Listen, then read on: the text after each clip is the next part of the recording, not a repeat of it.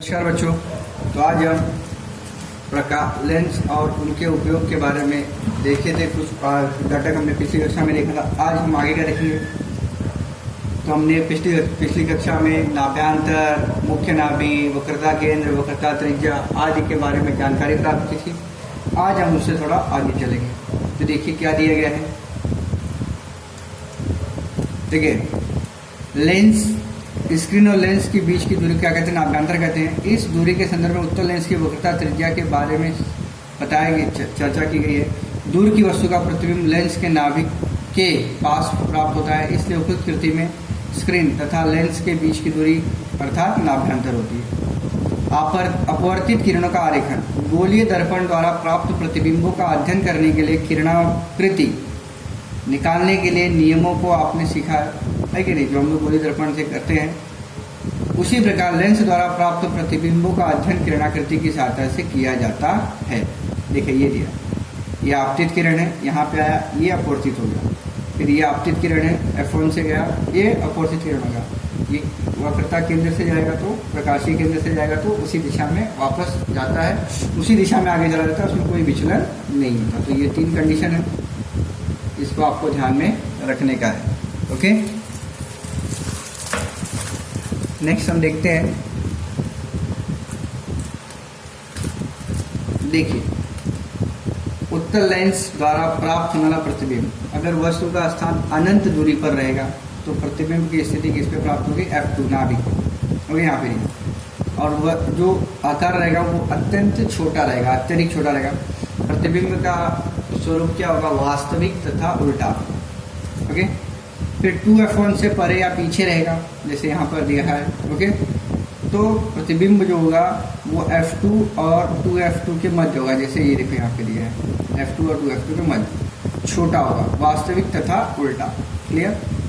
2F1 पर होगा तो 2F2 पर, यहाँ पे 2F1 पर अगर होगा वो वस्तु तो यहाँ पे 2F2 पर उसका प्रतिबिंब मिलेगा और उतना ही आकार होगा जितना उसका आकार है, वास्तविक तथा उल्टा।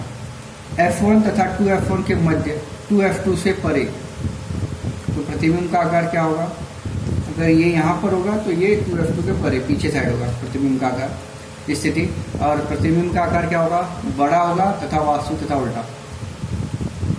नाभि F1 पर होगा, जैसे ये F1 पर दिया है, तो अनंत दूरी पर बहुत विशाल और वास्तविक तथा उल्टा होगा।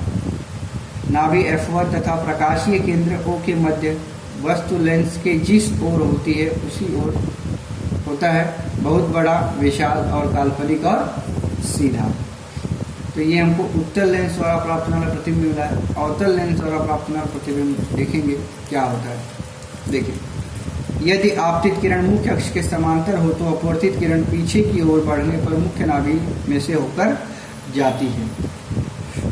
यदि आपतित किरण नाभि से होकर जाती है तो अपवर्तित किरण मुख्य अक्ष के समांतर गमन करती है। देखते हैं आगे। तो देखिए,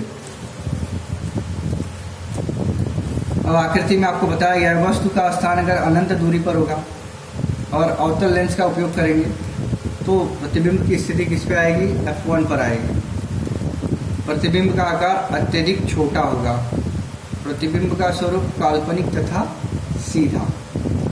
प्रकाशीय केंद्र O तथा अनंत दूरी के बीच कहीं भी प्रकाशीय केंद्र O तथा नाभि F1 के मध्य छोटा, काल्पनिक तथा सीधा। तो इस तरीके से आपको दिया गया है। ओके, और यहाँ पर हम देखेंगे लेंस के लिए चिन्हों का संकेत। देखिए, आपतित किरणों की दिशा ऊपर धन, नीचे ऋण। बाईं ओर का अंतर ऋणात्मक होता है, दाहिनी ओर का अंतर धनात्मक होता है। यह मुख्य अक्ष है। फिर आपतित किरणों की दिशा अवतल लेंस में धन, ऋण, प्लस, माइनस, मुख्य अक्ष धनात्मक और ऋणात्मक। कार्टेशियन चिन्ह संकेत जिसको हम लोग कहते हैं। लेंस का सूत्र देखेंगे हम, वस्तु की दूरी u, प्रतिबिंब की दूरी v तथा नाभ्यांतर F के बीच संबंध दर्शाने वाले सूत्र को लेंस का सूत्र कहते हैं। अंडरलाइन कर उसको, अंडरलाइन करके आप इसको याद करिए, क्योंकि 1 नंबर के लिए एग्जाम में आता है परिभाषा के रूप में। 1/v -1/u बराबर 1/f। किसी भी गोलीय लेंस के लिए वस्तु की लेंस से सभी दूरियों के लिए यह सूत्र समान है, परंतु सभी दूरियों के लिए चिन्ह संकेत को उचित पद्धति से उपयोग करना आवश्यक है। ओके, देखिए कार्टेशियन प्रोडक्ट क्या होता है उसके बारे में देखेंगे। कार्टेशियन चिन्ह संकेत नानुसार प्रकाशीय केंद्र O को मूल बिंदु मानते हैं। मुख्य अक्ष संदर्भ चौखट का x अक्ष माना जाता है। चिन्ह संकेत निम्न प्रकार के: वस्तु सदैव लेंस के बाईं ओर रखते हैं। मुख्य अक्ष के समांतर तथा सभी दूरियां प्रकाशीय केंद्रों से नापी जाती हैं।